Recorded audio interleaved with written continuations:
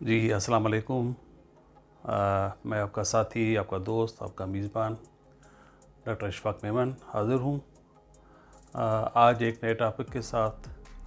इससे पहले कि हम नया टॉपिक शुरू करें, आप लोगों से हस्ब रवायत, हस्ब मामूल यही रिक्वेस्ट है कि मेरे इस चैनल को सब्सक्राइब करें, लाइक करें और जो इस पे बेल का आइकॉन आता है नोटिफिकेशन का, उसको भी प्रेस कर दें ताकि आपको जो भी मेरी नई वीडियोज़ आती हैं वो उस पर अपलोड होती है तो आपको वो वक्तन फ़वक्तन टाइम पे मिलती रहे।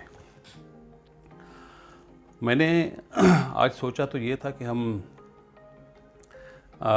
हेल्थ के किसी टॉपिक पे बात करेंगे, लेकिन कुछ दोस्तों ने मशवरा दिया कि थोड़ा सा पॉलिटिक्स पे और आजकल की पॉलिटिक्स पे भी बात कर लें। तो मैंने सोचा कि पहले ये एक जो फरमाइश है या एक सजेशन है उसको पूरा कर दूं और फिर अगला जो हम वीडियो बनाएंगे, जो पोस्ट करूंगा मैं, इंशाल्लाह वो हेल्थ के बारे में होगा। इससे पहले कि मैं टॉपिक पे आऊं अपने पे, दिले गिरफ्ता ही सही, दिले गिरफ्ता ही सही, बज़्म सजा ली जाए, दिले गिरफ्ता ही सही, बज़्म सजा ली जाए, याद जाना से कोई शाम न खाली जाए, वो मिला है मुरब्बत से तो झुका दो गर्दन, मेरे दुश्मन का कोई वार न खाली जाए। अच्छा जी, आज का जो टॉपिक है वो मैंने सोचा कि चूँकि मैं कराची में रहता हूँ, कराची सिंध में रहता हूँ, तो हम जो कराची में आजकल एक धरना लगा हुआ है जमात इस्लामी का, उस हवाले से बात करते हैं। ये धरना आपको पता है कि अब तीसरे हफ्ते में दाखिल हो चुका है और उसका जो सबब है, रीज़न है जिसकी बुनियाद पे धरना लगाया गया है, वो है जो लोकल बॉडीज़ एक्ट अभी मंजूर हुआ है last month, government of Sindh ने मंजूर कराया है सिंध असम्बली से, उस पे एहतजाज करना मकसूद है। और ये हर पॉलिटिकल पार्टी का, एक इंडिविजुअल का हमारे आइन के मुताबिक उसको ये हक़ है कि वो अपना जो भी उसका एहतजाज है वो रिकॉर्ड कराए और अपनी जो सजेशन है वो दे। लेकिन इसमें जो एक दो बातें जो मुझे शायद समझ में नहीं आ रही या हैरानी की बातें हैं, वो मैं आप लोगों से शेयर भी करूँगा, पूछूँगा भी कि एक तो ये कि ये धरना जो है वो बिल्कुल सही है कि एक उनका मकसद है, उसके लिए दिया गया है, लेकिन क्या ये सबसे बड़ा मसला है इस मुल्क का, इस सूबे का? क्योंकि इसी पॉलिटिकल लोकल बॉडीज़ एक्ट के तहत डिफरेंट एक्ट्स आए हैं, एक मुशर्रफ साहब के दौर में, या फिर पीपल्स पार्टी और एमक्यू ने मिलकर एक 2013 में दिया, अब ये 2021 का आया है। तो सवाल ये होता है कि हमें क्या इसकी ज़रूरत है, और इतने दिनों से जो धरना दिया जा रहा है तो वो इतना लंबा धरना, उसकी क्या ज़रूरत है? एक सवाल ये भी उठता है जहन में कि जमात इस्लामी ने अपनी हालिया हिस्ट्री में, हालिया तारीख़ में इतना कोई बड़ा धरना कराची समेत सिंध या पाकिस्तान के किसी शहर में दिया है? और इससे बड़े बड़े वाक़यात हुए हैं। इस वक्त भी मुल्क बड़े मसाइल से दो चार है, महंगाई हद से बाहर हो चुकी है, बेरोज़गारी अपनी इंतहा पर है, गुर्बत अपनी इंतहा पर है, जो चीज़ें हैं वो महीनों और हफ्तों के हिसाब से नहीं, रोज़ाना के हिसाब से, रोज़ाना की बुनियाद पे महंगी हो रही है।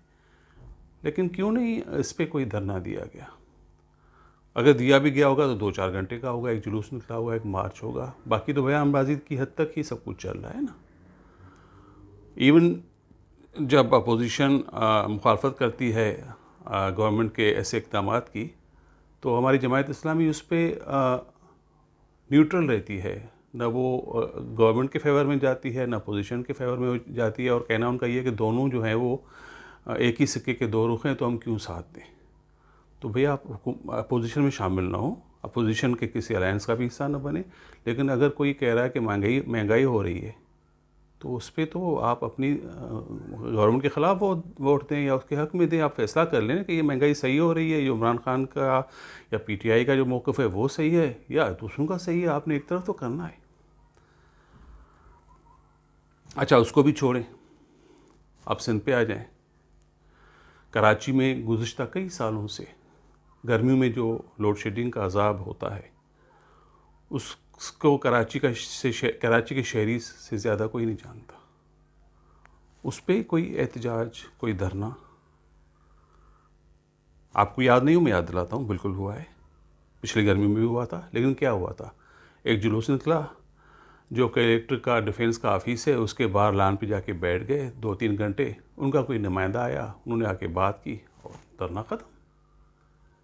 और उस पर कोई अमल नहीं हुआ, मुतालबात मंजूर नहीं हुए। लोड शेडिंग वैसी की वैसी है, कराची के लोगों की ज़िंदगी वैसे ही जो अजीरन बनी हुई है उसी तरह के तरीके से, लेकिन धरना ख़त्म हो गया। अच्छा, उससे भी थोड़ा पीछे चले जाएं। एक दौर था कि कराची में सुबह शाम लाशें गिरती थी। रोज़ कराची की सड़कों पे लोगों का खून बहता था। और कोई भी हो, चाहे वो सिंधी स्पीकिंग हो, उर्दू स्पीकिंग हो, पश्तो स्पीकिंग हमारे भाई बहन हो, पंजाबी हो, बलोच हो, सब मारे जा रहे थे। उस कहानी या उस डिटेल में हम नहीं जाते क्या हो रहा था, कैसे हो रहा था, कौन कर रहा था। लेकिन इवन जमात इस्लामी के, इस्लामी जमात तलबा के भी लोग उसमें शहीद हुए, जाँ बहक हुए। कोई धरना, कोई इतना लंबा धरना। तो ये उनसे भी बड़ा था जब रोज़ कराची में लाशें गिरती थी, जब कराची में बत्ताखोरी उरूज पर थी, जब कराची में फैक्ट्रियाँ नहीं चलती थी, जब कराची में एक काल पे कराची 10-10 दिन के लिए बंद हो जाता था। तब कोई धरना, कोई ताजरों के हक़ में धरना कि भाई इन बेचारों का कारोबार क्यों हो रहा है मुतासर।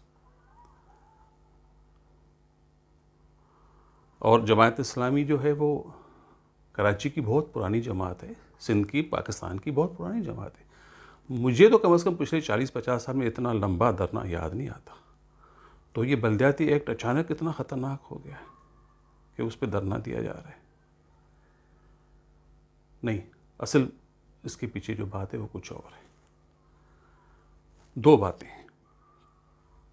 एक बात तो ये है कि जो कराची में एक वैक्यूम क्रिएट हुआ है, MQM में जो टूट फूट हुई है और जो अल्ताफ़ हुसैन साहब को अलग किया गया उसके बाद जो टूट फूट हुई है, तो कराची में एक वैक्यूम पैदा हो गया। स्पेशली जो उर्दू बोलने वाला हमारे भाई बहन जो तबका है वो थोड़ा सा शशोपंज में है, कंफ्यूज्ड है कि हम किधर जाएं।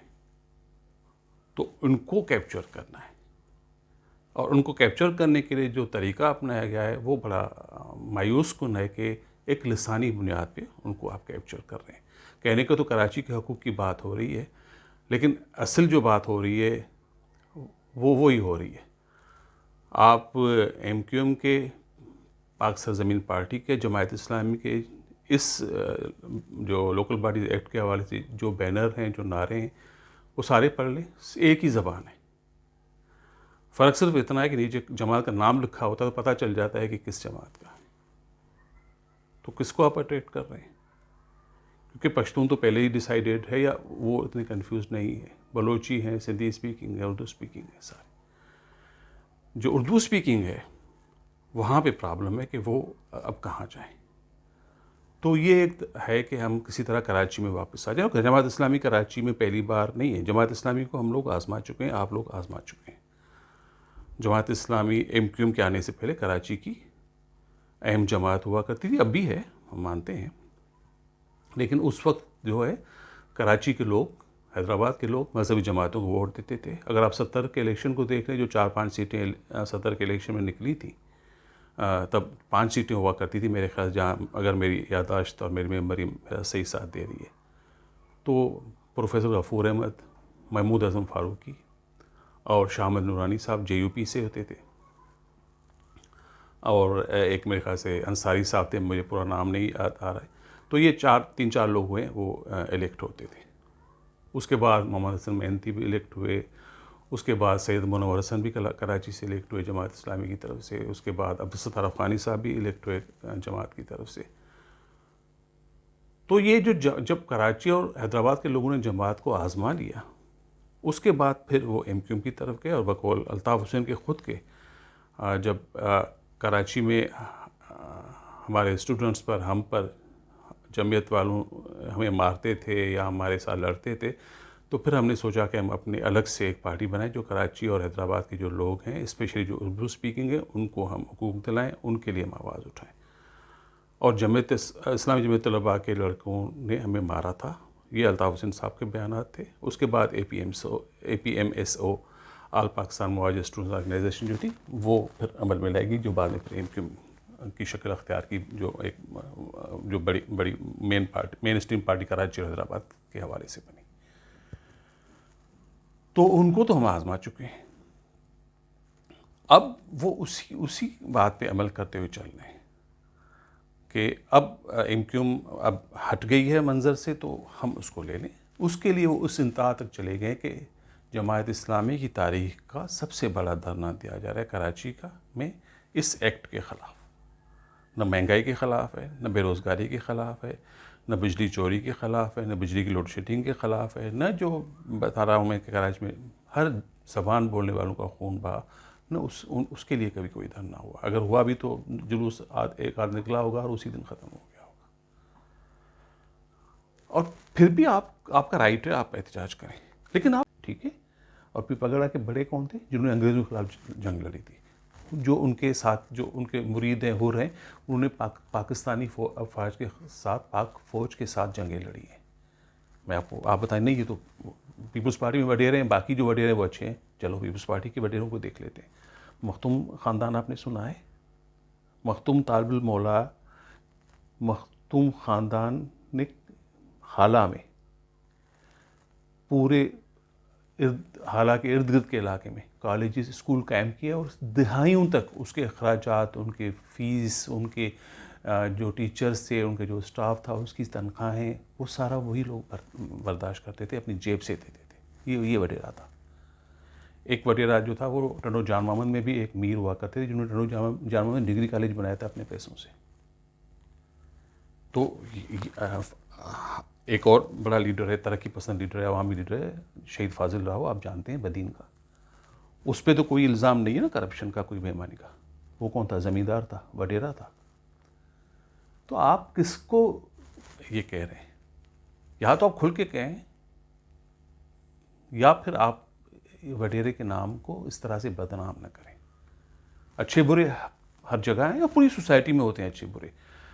आपका चाहे जुडिशरी हो, आपकी अफवाज हो, आपका सियासी जमातें हो, आपके उलमा हो, अच्छे बुरे नहीं। क्या उलमा में अच्छे बुरे नहीं हुए? कितने मौलवी साहबान के केसेस हुए, लेकिन आप इसके बेस पे आप पूरे मौलवियों को कह देंगे कि सारे मौलवी जो हैं वो इस तरह के ही हैं कि जो जना में और इस तरह के गलत कामों में मुलविस हैं। आप कहेंगे? नहीं कहेंगे ना।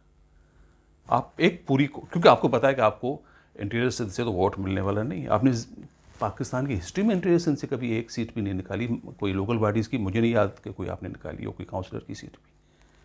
तो आप यहाँ पे ये खेल खेलना चाह रहे हैं। आप ये चाहते हैं कि हम इसको लिसानी बुनियाद पे तकसीम करें। अच्छा, फिर एक और पार्टी आई है, पाक सरजमीन पार्टी,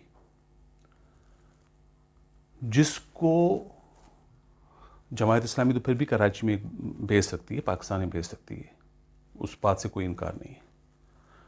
जिसका कोई काउंसलर नहीं इलेक्ट हो सका, पिछले इलेक्शन में उनकी ज़मानतें ज़ब्त हुई उनके लोगों की, वो अब कहता है कि मैं कराची का ठेकेदार हूँ। और उसको हमारे सारे टीवी चैनल्स, जो लीडिंग उर्दू टीवी चैनल्स हैं, उसको जो प्राइम टाइम है उसमें आके बिठाते हैं, और वो उसकी प्रेस कॉन्फ्रेंसेस, उसके जलसे, जिसमें कोई 50 लोग होते हैं, बड़े बड़े जलसे आम जो वो करते हैं, और उनके वो जलसे लाइव दिखाए जाते हैं टीवी पे, सारे चैनल्स पे, चाहे जियो हो, ARY हो, समा हो, डान हो, नेम इट। भाई मकसद कि ये क्या, ये कोई मुनज़्ज़म तरीके से कोई एक खेल खेला जा रहा है? जिस कराची में अगर आपने देनी है, PTI कह रही है, वो भी ख़िलाफ़ है इसके, लेकिन ठीक है, उसका हक बनता है, क्योंकि वो एक बड़ी जमात है कराची के में जो सीटें लेने के हिसाब से। उसके बाद बड़ी जमात MQM है, वो भी कह रही है, कहती है। लेकिन इस तरीके से किसी ने नहीं किया जिस तरह आपकी एक सीट है और मुस्तफ़ा कमाल साहब की 0 सीट है और कहते हैं कि हम सारा दिन टीवी पे बैठे रहे हैं, 24 घंटे आते हैं। जिस तरह इमरान खान के धरने को प्रमोट किया गया था, 24-24 घंटे टीवी की लाइव नशा चलती थी, ये इस किस्म का कोई खेल है? तो मेरा जो कहने का मकसद ये कि हम सब लोगों को चाहिए थोड़ा सा हम चीज़ों को डिफरेंट एंगल से, पर्सपेक्टिव से देखें। और मेरा मैं समझ रहा हूँ कि इस वक्त मंझदार में है हमारे उर्दू बोलने वाले जो भाई बहन हैं, तो ये वक्त है पार्टियों का कि उनको सहारा दें, उनका साथ दें, लेकिन उस बेस पे नहीं जिस बेस पे अल्ताफ़ भाई ने किया था कि आप दूसरों से नफ़रत करवा के अपनी करें। आप उनको ऑन करें, हमें कोई एतराज़ नहीं। मैं पीपल्स पार्टी को कहूँगा कि वो उनको ऑन करे, क्योंकि पीपल्स पार्टी पता नहीं क्यों इस बात को नहीं समझती कि वो भी कराची की स्टेक होल्डर है। पीपल्स पार्टी ने हमेशा कराची से सीटें जीती हैं। 70 के इलेक्शन में मैंने बताया अगर 3 या 4 अपोजिशन ने जीती थी, 2 सीटें पीपल्स पार्टी ने जीती थी, सत्तार गबोर साहब ने और हफीज़ पीरज़ादा साहब ने। तो आप उनको ऑन करें। आप अगर कोई कराची में काम कर रहे हैं तो दिखाएं, मार्केट करें। आपको मार्केट करना नहीं आता, आपको पीपल्स पार्टी की बात करें, उनको मीडिया मैनेजमेंट नहीं आती, आप वो करें। और अगर आप ने नहीं किया तो आप चलें, करें। आप यूनियन काउंसिल लेवल तक जाएं, जहाँ पे हमारे उर्दू स्पीकिंग भाई रहते हैं, बहनें रहती हैं, उनके इलाकों में जाएं, उनको रियलाइज़ कराएं कि पीपल्स पार्टी आपकी पार्टी है, कि पीपल्स पार्टी हर ज़बान बोलने वाले की है, और वो आपने साबित करके भी दिखाना है। आप कराची को जितने भी उनके जायज़ मुतालबात हैं वो मिलने चाहिए। अगर कराची में मास ट्रांसपोर्ट नहीं है तो बहुत बड़ी गलती की है पीपल्स पार्टी ने, बहुत बड़ी ज़्यादती की है पीपल्स पार्टी ने।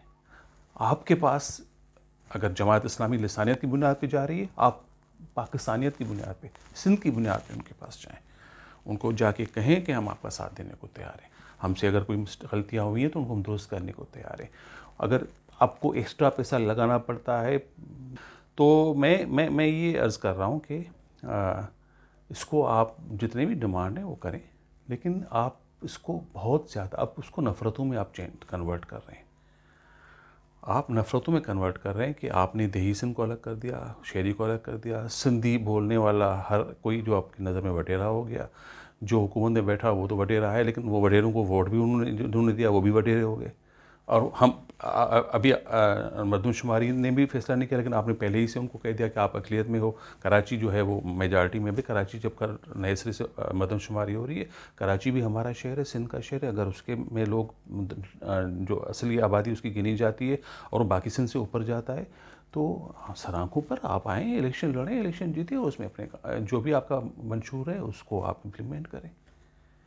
लेकिन इस तरीके से आप ना करें कि इससे ये चीज़ें जो है वो नेगेटिविटी की तरफ जाती है, नफ़रतों की तरफ जाती हैं।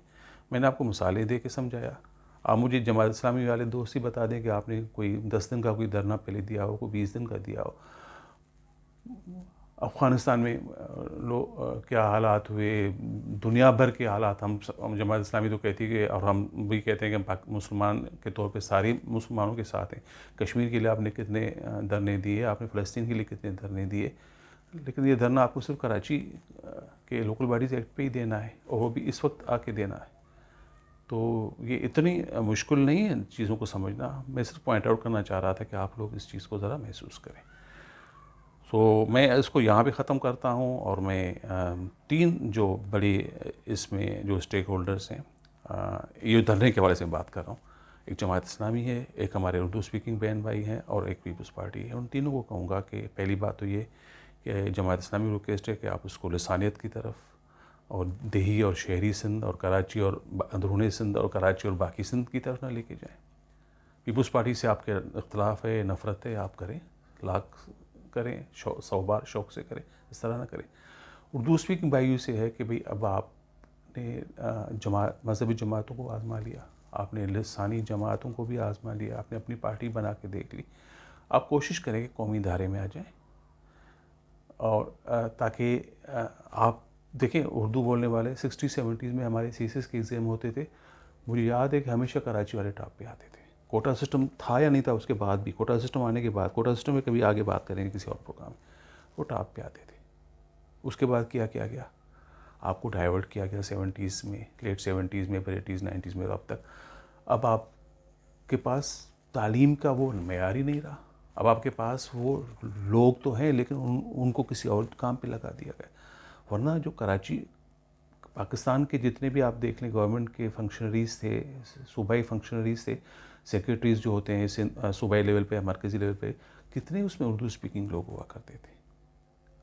तो हमने अपनी गलतियों से ख़ुद को यहाँ पहुँचाया। तो मैं आपको भी कहूँगा आप भी ज़रा उस अब जो एक होल में बंद होकर आप बैठे हुए हैं उससे आप निकलें और इधर उधर देखें और पाबंद बनें। और सबसे ज़्यादा मैं कहूँगा जो पीपल्स पार्टी है जो कहती है कि हम वफाकी जमात है, जो दावा करती है वो करके दिखाए। और उर्दू स्पीकिंग जो कम्युनिटी है उसको वो रियलाइजेशन हो, ज़बानी कलामी नहीं, बयानात से नहीं, कि ये हमें ऑन करती है, ये हमारे मसाइल हल करती है और करके दिखाए।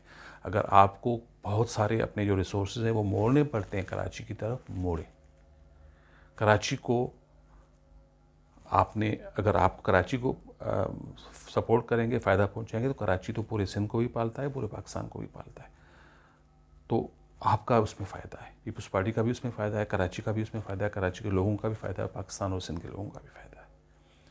तो मैं यहाँ पे अपनी बात ख़त्म करता हूँ। आप लोगों का बहुत बहुत शुक्रिया और आपसे फिर एक बार गुजारिश है कि मेरे इस चैनल पे अपनी राय ज़रूर दें, अपना फ़ीडबैक ज़रूर दें। मैंने ये भी अर्ज़ किया था पिछले प्रोग्राम में कि अगर कोई इंडिविजुअल किसी ने बात करनी है, किसी ने इंडिविजुअल एक कोई डिस्कशन करना है, तो कोई ज़ाती मसला है, कोई फैमिली प्रॉब्लम है, तो उसमें भी मेरा जितना एक्सपीरियंस है उसकी बेस पे मैं आपको मशवरा देने के लिए तैयार हूँ, हाज़िर हूँ। और आप सब्सक्राइब करें, अपने दोस्तों को, रिश्तेदारों को, फैमिली फ्रेंड्स को, सबको कहें कि वो मेरे चैनल को सब्सक्राइब करें। और जो इसमें जो बेल आइकॉन